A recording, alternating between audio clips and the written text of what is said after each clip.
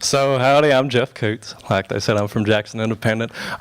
This is my second year of teaching, and I had one goal my first year of teaching, geometry, and that was to finish the book. And that's a terrible idea, but that was my overall goal. I wanted so I could hit every kind of concept that was talked about with geometry, and that's good that they got to see that, but the worst thing was they might not have retained every bit of information that we talked about.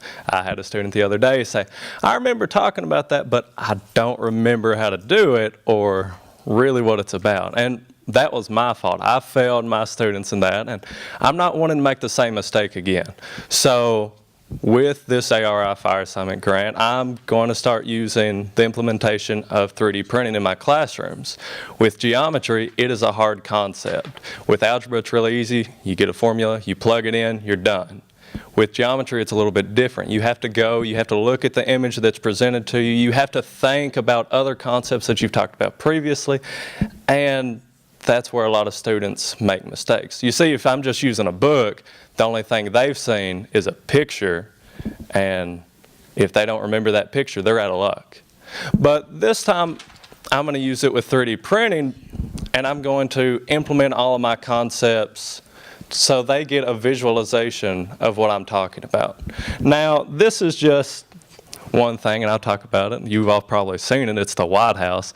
The only difference is it's a lot smaller. I can hold it in my hand, and somebody's created this on the internet, and I'm now going to use that in my class to deal with scale factors.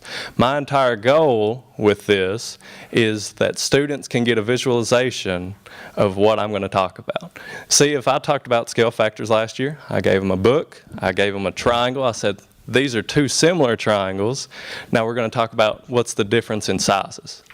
Now we can go with actual things that students see or people see. It doesn't have to be students, such as the White House, and they can see the actual difference that happens. They can find out that with scale factors, it doesn't just fixate on making it smaller. Every single dimension that is created within it is the exact same. It's just a different proportion. And that's just one of the concepts. It can also work with surface area. It can work with volume area. With geometry, there's a limitless amount of possibilities.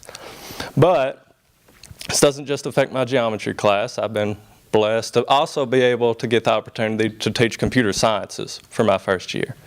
And with computer sciences, coding's fun, but I've noticed a lot of my students are really good at design.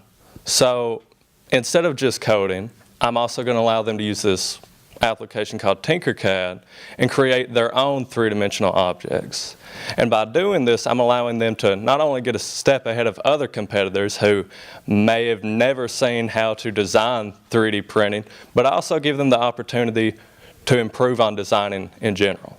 From now, they just draw a picture, they create it, but by the end of this year, I'm planning on having them actually improve on their design. So right now, they're just making small toys, but by the end, I want something intricate, something that they can look at and be proud of that they've been able to make. And it doesn't just stop there. I can also use this as a basis for an entrepreneurship. Students are going to be able to create their own 3D objects, and they'll be able to sell them, and we can use the money that's provided from that to further our education when it comes to 3D printing. And that's it. So is there any questions? Nope. Okie dokie. Thanks.